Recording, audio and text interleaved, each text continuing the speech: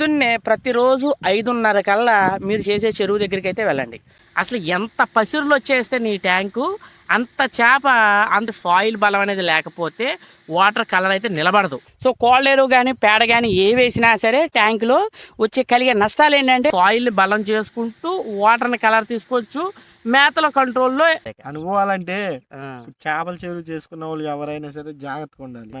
చూశారు కదా మొన్న 0 పాయింట్ కానీ తెల్ల చేప కానీ ఫ్యాన్ చెట్లు పెట్టుకోవాలి. ఫ్యాన్ చెట్లు పెట్టుకోవాలి డెఫినెట్లీ, ఖచ్చితంగా.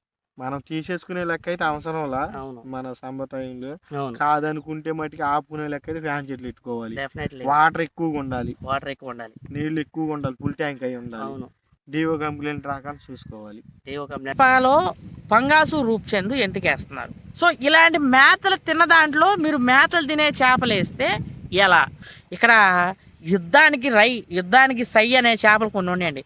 పొండుగప్ప చేప యుద్ధం చేస్తుంది, కొరమేన్ చేప యుద్ధం చేస్తుంది, రూప్చంద్ చేప యుద్ధం చేస్తుంది. ఈ 3 యుద్ధానికి ప్రిపేర్ అయ్యి